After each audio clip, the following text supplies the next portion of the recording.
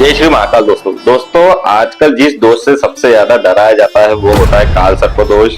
जब कुंडली में कोई दोष नजर नहीं आता है तो ज्योतिषाचार्य ये बोल देते हैं कि आपकी कुंडली में काल सर्प दोष है या फिर पितृ दोष है।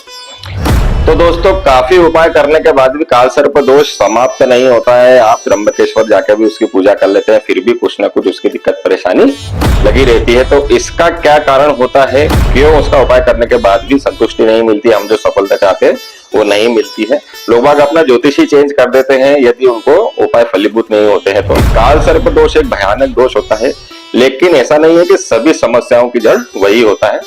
आपकी दशा, अंतरदशा, महादशा, प्रत्यंतर दशा क्या चल रही है, 7.5 चल रही है या फिर और कोई सा दोष है, तो उसके कारण भी आपको समस्या आ सकती है। लेकिन जिनकी कुंडली में काल सर्प दोष होता है वो लोग काफी हटके होते हैं, क्योंकि राहु और केतु उनके मध्य में सारे के सारे ग्रह आ जाते हैं, इसलिए वो काफी हटके सोचते हैं, काफी हटके विचार करते हैं, काफी हटके वो काम करते हैं। ऐसे कई प्रसिद्ध लोग हैं जिनकी कुंडली में काल सर्प दोष होता है, जैसे Jawaharlal Nehru, Abraham Lincoln, doctor Radha Krishnan और सचिन तेंदुलकर। इन लोगों की कुंडली में काल सर्प देखा जाए। तो कुल मिलाकर बात यह कि काल सर्प दोष से घबराने की आपको जरूरत नहीं है। बस आपको जरूरत है अपनी कुंडली में काल सर्प दोष जो छुपा हुआ है उसको पहचानने के और उसका सही उपाय करने की। दोस्तों अब हम देखते हैं कि काल सर्प दोष बनता ही क्यों है।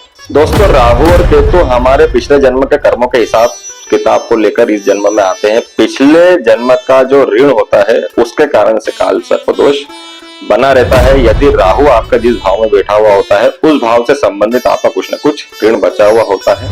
केतु जिस भाव में बैठा रहता है उस भाव से संबंधित आपको संतुष्टि पिछले जन्म में मिल जाती है। उस हिसाब से आपको वैराग्य की भावना उस भाव से हो जाती है।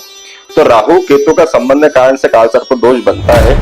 राहु और केतु आमने सामने होते हैं 180 डिग्री में, उनके बीच में जब सारे ग्रह आ जाते हैं तो काल सर्प दोष का निर्माण होता है। राहु का जो संबंध है और केतु का जो संबंध है वो आपके पूर्वजों से भी होता है। दादा साइड के जो आपके पूर्वज है या फिर ननिहाल साइड के जो आपके पूर्वज है उनसे भी संबंध होता है, उनका भी कुछ न कुछ ऋण बकाया होता है।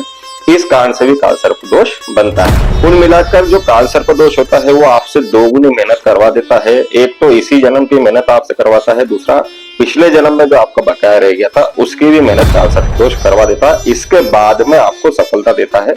बाकी लोगों से डबल मेहनत करवाने के बाद में ही काल सर्प दोष के जातकों को सफलता प्राप्त होती है। दोस्तों काल सर्प दोष का जो फलित होता है वो पहले भाव स्थान से देखा जाता है, उसके बाद में राशि स्थान से देखा जाता है कि किस राशि के अंदर राहु है और किस राशि के अंदर केतु और कौन सा काल सर्प दोष बनाए रहे हैं, और उसके बाद में उस काल सर्प दोष के उपाय क्या क्या है। सटीक उपाय करने के बाद ही आपको काल सर्प दोष से कुछ मुक्ति मिल सकती है।